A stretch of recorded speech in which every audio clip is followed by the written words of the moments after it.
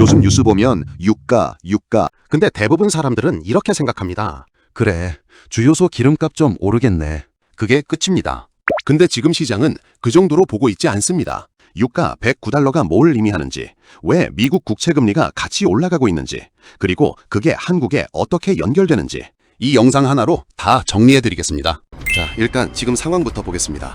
2026년 3월 초 미국이 이란을 직접 공격하면서 전쟁이 시작됐습니다. 지금 75일이 넘었습니다. 전쟁 비용만 벌써 290억 달러, 우리 돈으로 약 43조 원을 썼습니다. 한 달 전에 250억 달러라고 했는데 한 달 만에 40억 달러가 더 늘었습니다. 이 속도면 앞으로 어떻게 될지 어렵지 않게 계산이 됩니다. 근데 여기서 중요한 게 있습니다. 미국이 쏜 미사일 이미 수천 기를 소진했습니다. 지금 미국이 할 수 있는 건 향후 3년 안에 저가 순항 미사일 1만 기를 긴급으로 확보하는 방안을 추진하는 것 정도입니다. 이게 앞으로 협상에도 영향을 줄 수밖에 없는 구조입니다. 그러면 종전 협상은 어떻게 되고 있냐? 한마디로 막혔습니다.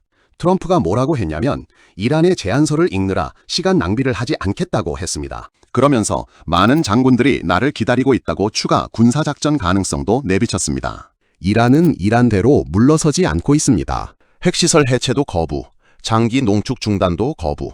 미국이 제시한 14개항 평화안을 두고 이란은 항복 요구라고 일축했습니다. 여기에 이란 의회는 트럼프 대통령 암살에 약 750억 원의 현상금을 거는 법안까지 검토 중입니다. 미국 의회에서도 전쟁 중단 결의안이 하원에서 212대 212 동률로 부결됐습니다. 한 표 차이로 부결입니다. 상원에서는 이미 7번이나 부결됐습니다. 이게 뭘 의미하냐면 전쟁을 멈추고 싶어도 공식적으로 멈출 수 있는 정치적 구조가 없다는 겁니다.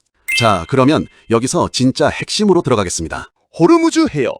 들어보셨죠? 이란 해안 바로 옆에 있는 좁은 바다입니다.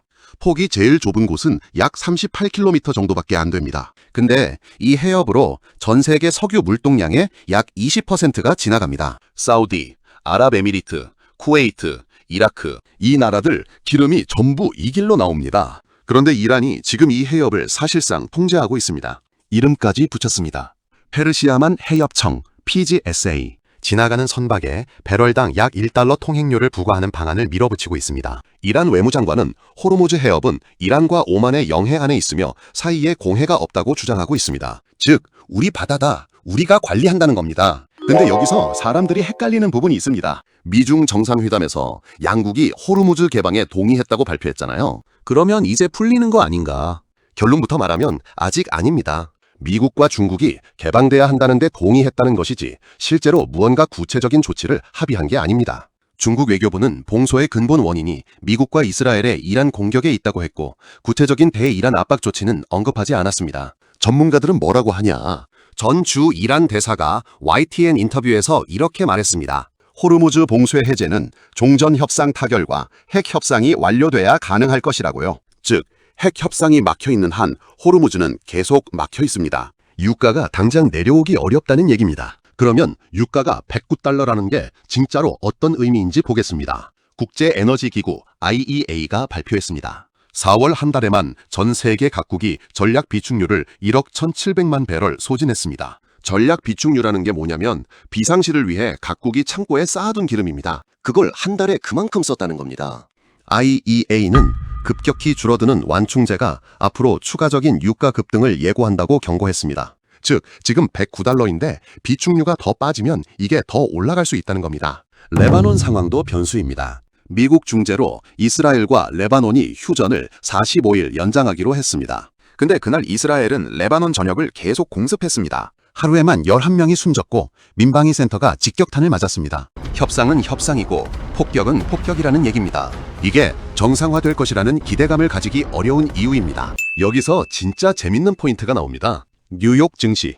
이날 다우지수가 약 537포인트 떨어졌습니다. 나스닥은 1.5% 이상 급락했습니다. 보통 증시가 떨어질 때 사람들이 전쟁 때문에 정도로 이해합니다. 근데 그날 증시를 끌어내린 건 사실 전쟁만이 아닙니다. 미국 국채 금리입니다. 10년물 국채 금리가 4.60%까지 올라갔습니다. 30년물은 5.1%를 넘어섰습니다. 국채 금리가 올라간다는 게 무슨 뜻이냐면 미국 정부 돈 빌리는 비용이 비싸지는 겁니다. 그리고 이게 증시에 직격탄을 날립니다. 왜냐하면 국제 금리가 높아지면 굳이 위험한 주식에 돈을 넣을 필요가 없어지기 때문입니다. 그냥 국채 사면 5% 이자 받는데 왜 주식하나? 라는 논리입니다. 근데 왜 국채 금리가 올라가냐? 유가가 오르면 물가가 오릅니다. 물가가 오르면 미국 연방준비제도, 즉 연준이 금리를 내리기 어려워집니다.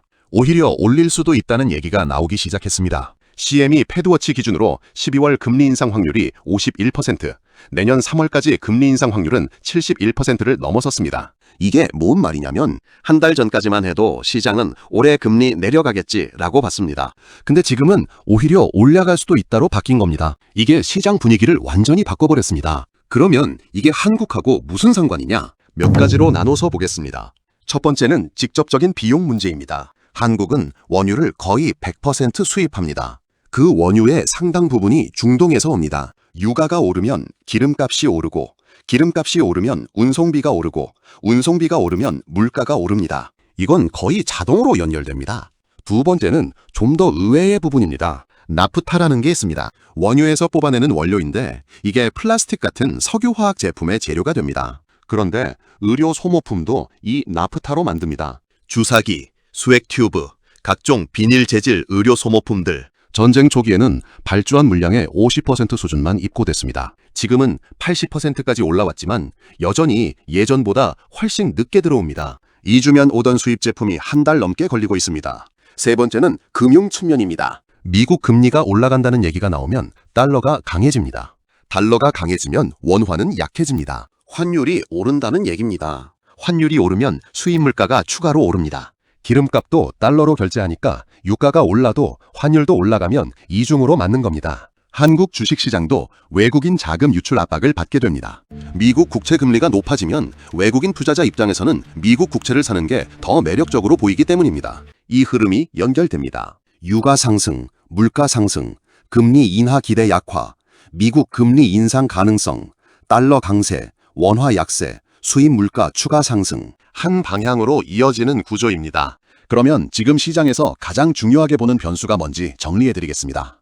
핵 협상입니다. 군사적으로 이란을 완전히 굴복시키는 건 미국도 쉽지 않다는 걸 이미 75일이 증명하고 있습니다. 전쟁 비용이 43조 원을 넘어섰고 탄약 재고가 위험 수위입니다. 결국 어느 시점에서는 협상을 해야 합니다. 근데 지금 협상은 완전히 막혀 있습니다. 이란은 핵 농축 문제는 나중에 논의할 것이라고 하고 미국은 그게 첫 번째 조건이라고 합니다. 이 격차가 좁혀지지 않으면 호르무즈는 계속 막혀 있고 유가는 계속 높게 유지됩니다.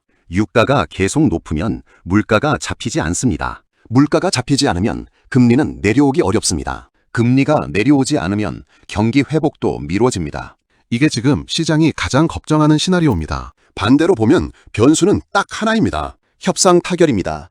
핵 협상이 일부라도 진전되면 호르무즈가 풀릴 가능성이 생기고 유가가 내려올 수 있고 금리 인상 우려도 약해집니다. 시장이 그 소식 하나를 기다리고 있는 겁니다. 미중 정상회담이 왜 주목받았냐면 중국이 이란에 압박을 가할 수 있다는 기대가 있어서입니다. 이란 최대 원유 수입국이 중국이니까요. 근데 이번 회담에서는 그 구체적인 조치가 나오지 않았습니다.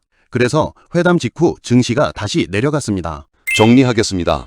지금 시장은 유가를 보고 있습니다. 유가를 움직이는 건 호르무즈 해협이죠. 호르무즈를 움직이는 건 핵 협상입니다. 핵 협상이 풀려야 이 사이클이 바뀝니다. 그게 되기 전까지 유가는 높게 유지되고 물가 압력은 계속되고 금리 인하는 미뤄집니다. 그리고 이게 주식시장, 환율, 심지어 병원, 의료, 소모품 공급까지 연결됩니다. 멀게 느껴지는 중동 전쟁이 생각보다 훨씬 가까이 있는 겁니다. 이 흐름을 이해하고 있으면 앞으로 나오는 뉴스들이 다르게 보이기 시작합니다. 중동 전쟁 뉴스가 나올 때 주식 어떻게 됐나 봤다면 이제는 국채 금리랑 환율도 같이 확인해 보시는 걸 추천드립니다. 이 영상이 도움이 됐다면 구독 한번 눌러주시고요. 다음 영상에서 뵙겠습니다.